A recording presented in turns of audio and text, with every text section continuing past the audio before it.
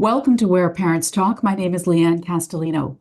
Our guest today is an educator, a former classroom teacher, university professor, and special education director. Dr. Joe Lockavitch is also a school psychologist, applied reading researcher, author, and father of five. He is the president of Failure-Free Reading, described as a groundbreaking reading approach. Dr. Lockavitch joins us today from Concord, North Carolina. Thank you so much for being here. Well, thank you. I can't tell you how excited I am to talk to you, Lianne, and to talk to your audience. I'm very, very much looking forward to this. Well, and so am I, because we're talking about something that is pertinent to all of us. And in recent years, decades, certainly, it has gone fundamental changes. We're talking about reading and literacy. So what concerns you most, Dr. Joe, as you look at where reading levels are today, generally, among young people, among students as a whole? Well, what concerns me is a lot of times people don't realize the good news and the bad news. The good news is, contrary to a lot of public belief and what you hear in the journals, the kids that are reading successfully today are reading at a much higher standard than 20 years ago, and definitely 40 years ago. So a lot of times when we look at, quote, the crisis in reading, we don't put it in a proper perspective. What we really have is a dichotomy. And that dichotomy is we got a lot of kids who are doing really, really, really great things in the area of reading, far better than has ever been done before at their grade level and at that state in time. But we also have a significant number of students who are testing well below the 20th percentile. And as one superintendent said, he said, Dr. Joe, my issue is not with the kids that are below basic. He said, we have below basics where we're the one of the largest school districts in the nation. But he said, my real issue, and he said, we're touching the kids that are below basic. We're touching the kids that are close to proficiency. So I said, well, then what's your issue? He said, I'm concerned about the FBB. And I said, okay, I bite. What's FBB? And he said, far below basic. And that's where I come in, Lianne. Let's talk about what are some of the contributing factors to kids in that category. In my book, which is, I'm getting ready for a second edition, but the Failure-Free Methodology, New Hope for Non-Readers, I talk about the three characteristics of chronically struggling students. And for lack of a better term, I said that they were PD, ED, and LD. Now, PD in today's state and time is still the most controversial part of my my program, and the one that gets me a lot of times into the biggest amount of hot water, because people don't understand where I'm coming from. And let me digress before I get to it, but I promise you I'll get to it. Lianne, reading is most researched topic in all of education. Yet, if I were to take the 12, 14, 16 leading reading researchers, put them in one room with but one entrance in, one entrance out, put an armed guard at that door and told them that they couldn't come out until A, they had a definition of what reading is that they universally accepted, and B, how it should be taught, Lianne, they'd starve to death before they ever came out of the room. So to say that there's a broad range of opinion is an understatement. But if there is a universal fact that one can draw and that I operate on, it's all reading programs work, but they don't work for all students.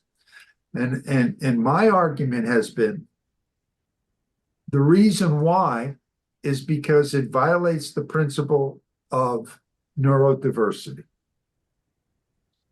I am a believer that we should spend less time on the remediation of a deficit and more time on the capitalization of strengths. Everybody comes into this world with strengths and weaknesses. And what we need to look at is if your child or if your student is failing, you have to ask, what are the conditions in which they're failing? And if that's the case, what can we do to compensate, in the sense of what can we do to circumvent it? What can we do to provide an alternative? How do we get past that? That was a long-winded explanation. I'll take a deep breath and see if you have any questions for me right now. There's a lot to unpack in what you said, certainly, but let me just start by saying that in 2024, we have had the smartphone around now since 2007, so 17 years. And many Yes. parents with kids that have been, in that generation, will say that, you know what, they're just not reading as much. Their reading skills aren't where they need to be. The reading comprehension, we're all scanning and skimming, and I am And texting. concerned. And texting. What is your response to that, to parents, firstly? Well, I think they're absolutely correct. And so I think the most important thing is, as a parent. Now, by the way, I have 5 of my own. All of my kids went to Title I schools. They have all graduated from college. I'm a second generation American who was the first in my family to graduate from college. So education to me is extremely important. And I now have, or getting ready for, our 14th grandchild. And I've been blessed in the sense that all of them live within a 5-mile radius. So I'm still actively involved, and I see what they have to go through. If there is an issue, or if there is one thing that a parent can do to enhance reading and to enhance their overall success in life, I'm going to give parents a 1-word clue that you can start from. I started with my 5 kids from the womb and have never looked back. This 1 word will allow parents to know, in my opinion, what is the most successful and most important thing that they can do for their child. Would you say that it's worth it to listen to me run my mouth, so to speak? Absolutely. Okay. You ready? Mm-hmm. Vocabulary. Vocabulary, vocabulary, vocabulary, vocabulary. Reading is a vehicle for gaining knowledge, but it's also a vehicle for developing vocabulary. If there is one thing that we as parents can do, it is we can set up an environment in which language is key, and that we set up conditions in which our kids are immersed in language, immersed in vocabulary, because we're a highly verbal society, Lianne. We're judged, sadly, the moment we open up our mouth. The more articulate we are, the more we're going to be able to succeed in life, and that's just a given. So reading is a vehicle for that. Now, so if you have kids who are spending a tremendous amount of time texting on the smartphone, doing that, not reading as much as we would like them to read, while we can't control that all the time, what we can control is the way in which we talk to them, the way in which we expand their vocabulary, the way in which we can give them the tools in which they can be successful as they head forth in life. Thoughts? Let me pick up on that point. How would you suggest a parent help their child expand their vocabulary? And let's focus on kids, tweens, teens, that age group. Yeah. Okay. Well, the first thing is that you can use books to enhance it. So they're not They're not opposed to each other. In fact, one enhances the other. So one of the things that you can do is to look at, number one, let's look at what they bring home. Forget what they do on their own. Let's look in terms of what they bring home and how we can expand that. We've got tweens who are in sixth grade, seventh grade, eighth grade. We're involved in a project right now in North Carolina, thanks to the North Carolina State Legislature, in which we are trying to accelerate the vocabulary of chronically struggling students in grades 6, 7, and 8, because we know that if you elevate their vocabulary, you're going to elevate their comprehension, you're going to elevate their performance. And when I do training, and talk with teachers, I always say you have to remember we're spending too much time treating symptom and not enough time treating disease. And they'll look at me and they'll say, what do you mean by that? And I say, poor reading, poor comprehension is only symptomatic of a greater disease. And that disease is language. So elevate their language and you'll elevate their performance. For example, and I'll give you a statistic that's kind of frightening, but researchers have found that highest performing third graders have a vocabulary superior to lowest performing 12th graders. Kind of amazing, isn't it? Mm-hmm. So what can we do? Well, when I talk to teachers, I will state, after I say that, I'll say, from this moment on, and I want you to remember this, you are a language teacher first, you are a reading teacher second, you are a content teacher third, and you can't change the order. To which someone will say, I'm a math teacher, I don't teach reading. To which I say, yes, you're a math teacher and you don't teach reading, but in order to understand math, you have to teach the language of math. You have to teach the terminology involved in math.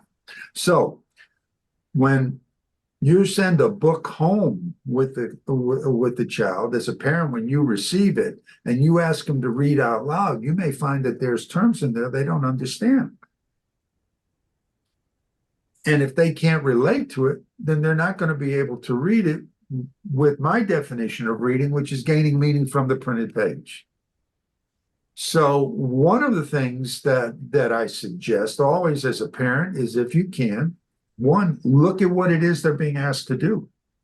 And then look in terms of what I call looking for the roadblocks to reading comprehension. Now, you're probably going to ask, roadblocks to reading comprehension? And if you did, which I know you do, that's a wonderful question, Lianne. What do I mean by roadblocks to reading comprehension? Well, what we found is when it comes to our kids, as Frida Ebert says in California, University of California, she said, text does matter in the teaching of reading.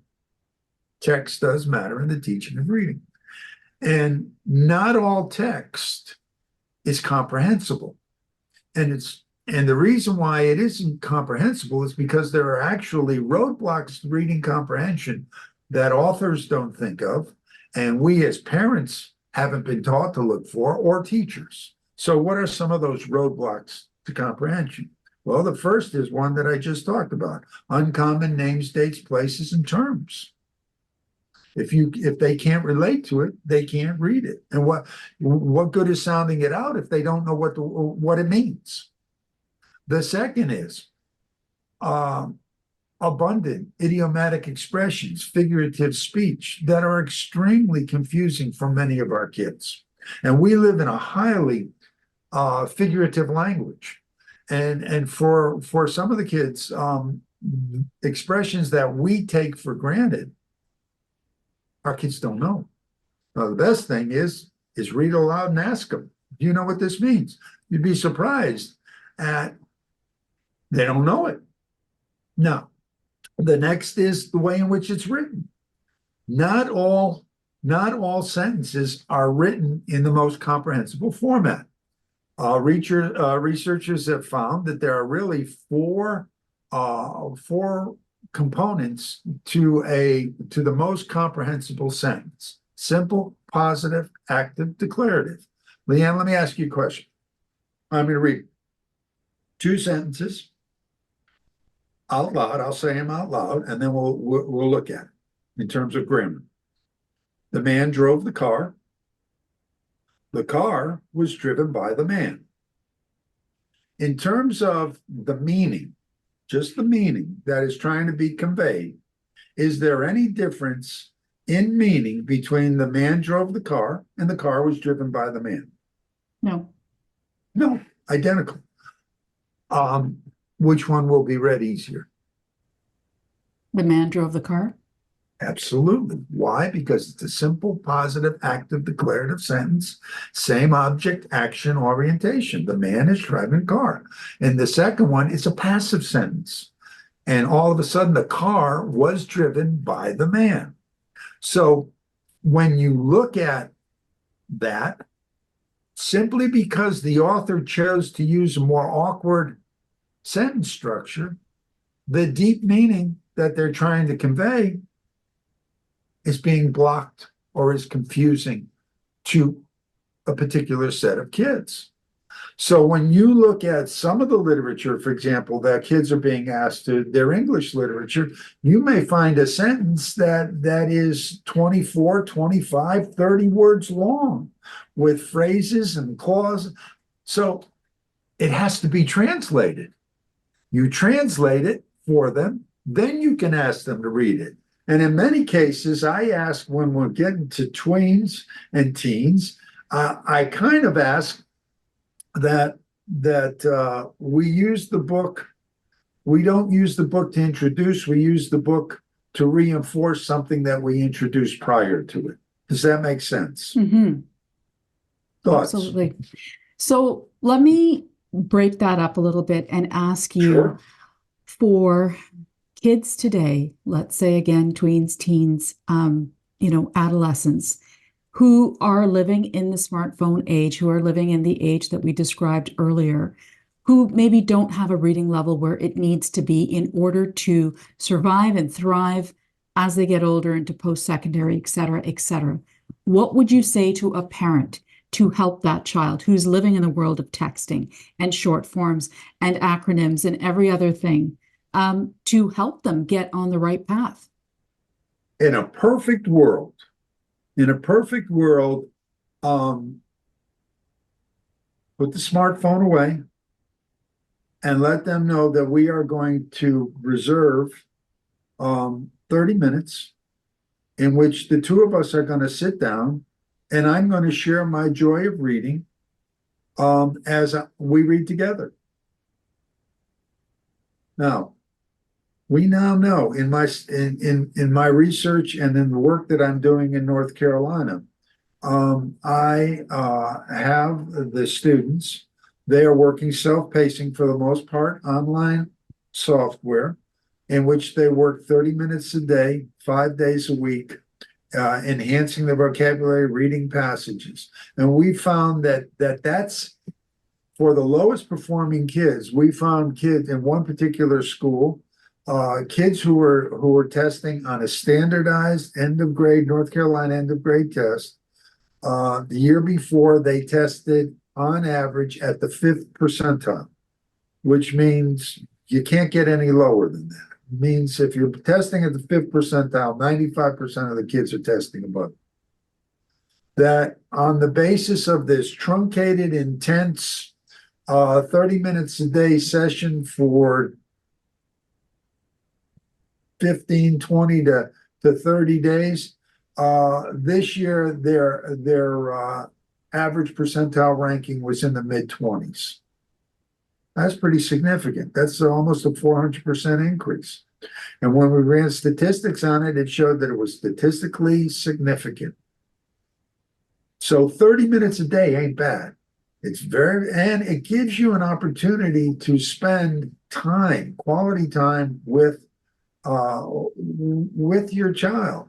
And there are still a lot of good books out there that, frankly, just reading it to them aloud and using it as a vehicle to explain, to discuss, to create terminology would go a long way. Is this helpful to you? Yes, and let me ask you, the 30-minute a day approach, what age should it Yes. ideally start at? And is it always 30 minutes regardless of age? No, Ideally. it's not. It's not. I'm talking about a good medium. But if you can't, there's some situations. Let's start at 15 minutes of quality. Let's just let me read half a page or a page, and then let's just discuss it for a little while. Let's put the because some of the kids don't have that attention span right now. That's one of the things. That's why they like smartphones. That's why I like it. I mean, you don't have you're on TikTok, you're on anything. Look at Instagram, Shorts, YouTube Shorts. What are they? 10 seconds, 20 seconds, 30 seconds. So let's build on what they're used to. But hopefully, if we are going to get them excited, then maybe the next day it's going to be 16 minutes or 17 minutes and build our way up to 30 or 40 or even an hour. The point is to make it enjoyable and to let them know that this is our time. It's a quality time. Now, I that to mean, me go a long way. yeah, absolutely. You developed the failure-free reading approach in 1988. What Yeah, would it's you amazing. say? What would you say are some of the key differentiators of that approach? You alluded earlier to a strengths-based focus rather than a deficit-based focus, but what are some of the other key differentiators of failure-free reading? What I found was Failure Free is a step one program. It's designed to jumpstart those kids with dead reading batteries, and to show them that they can do faster, they can do higher, and they can do more. Because right now, if they're struggling, for the most part, what they're getting is an RD intervention rather than a CS intervention. RD is that we're going to remediate the deficit. So what we're going to do is we're going to believe that if you're behind right now, then what we're going to do is we're going to give you slower, lower, and less. But you don't catch up with slower, lower, and less. A CS, which is what I base everything on, is capitalize on the strength. If kids are struggling, for example, with letters and letter sounds, and they don't have a good ear for sounds, um, there are viable site-based alternatives that will allow those kids to be successful. Because one of the things that we realized, by the way, the last and the most important thing in that roadblock to reading comprehension, I totally forgot about, and that is repetition. What we found was this: Chuck Hargis, University of Tennessee, many years ago, once did a study in which he looked at, is there a variable, is there a skill from a statistical standpoint that as the literacy level drops, the need for this skill proportionately increases? And he found there was almost a direct correlation. The lower the literacy level, the greater you need this. And you know what that skill was, Leanne? Repetition. Repetition. And right now, in many ways, repetition has become um, uh, a negative word, because people who know how to read forget the importance of repetition. So when they're in something that's highly redundant, they're saying, "Oh my God, this is terrible. How many times are you going to say the same thing?" But when you're struggling, this amount of repetition isn't boring. It's the mother of learning if done properly. So one of the things that I found, and what I would do is I would go out across the country, and I would literally come and I'd say, I'd like to do a live demonstration, whether it was a middle school, a high school, a prison, a youth facility, an elementary school. I didn't care. It didn't make any difference. I was only coming on two conditions. The first condition is I only want to work with the kid they're having the greatest difficulty with. And the second condition is if you don't see dramatic change in their ability within a 30-minute period, I'm walking out the door. Now, I've given this 1,000 times across the nation, and ask me how many times I walked out the door. None. And the reason why is because I set the conditions that were allowing them to be successful. I took nothing for granted. I was predicated on a three-word philosophy, which is reading is relating. I made sure that the content that I was presenting in front of them was content that they could understand it. So I previewed the material. I introduced the vocabulary. I read that part of the story to them. I curbed the use of multiple meaning words, idiomatic expressions, figurative speech. I made sure that I used what was called spaced learning. So I started with simple active declarative sentences where I introduced the vocabulary, and then I introduced that into sentences, and the sentences into paragraphs, and what was on paragraph 1 led to paragraph 2, which then led to paragraph 3. It was highly structured. Once they understood what was expected in the first lesson, the next lesson, other than the content, was identical. And I worked with clients with IQs as low as 45, 50. And I couldn't have, I never met one that didn't have a successful reading experience when I controlled for those variables. Dr. Joe, can you take us through some of the telltale signs briefly?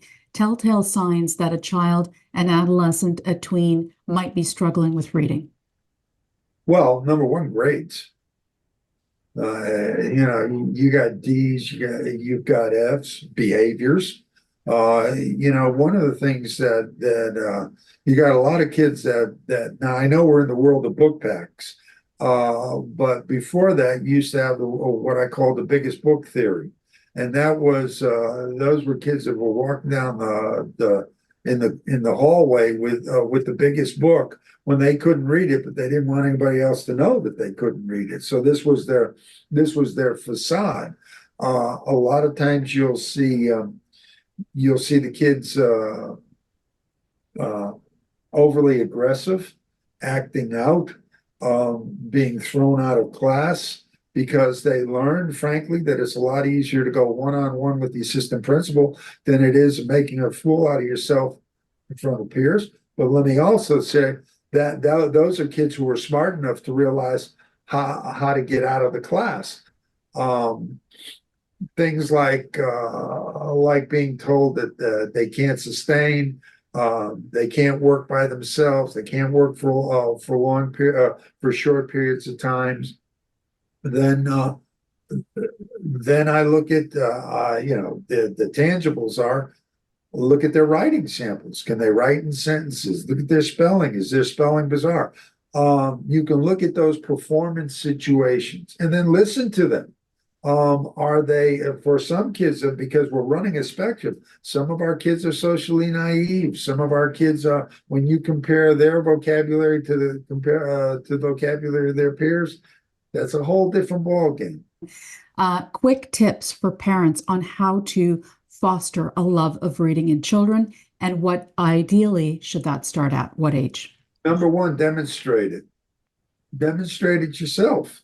I mean, well, how can you tell me to stop the smartphone while you got while your nose is in the smartphone?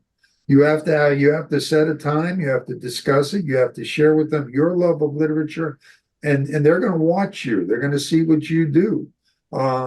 Develop that vocabulary. That's wonderful. Set aside a reading time. Sit down with them, and if they look at their science, their social studies, their math. Ask the teacher, if you're talking tweens and teenagers, just ask, is there any way that I can have his assignments the week before so that I can sit down with him and go over them before he comes into class the next day. Listen to read a passage to them, and then ask them, do they know what this means? Lots to think about, certainly lots of tips for parents. Dr. Joe Lockavitch, educator, president of Failure Free Reading, thank you so much for your time and insight today.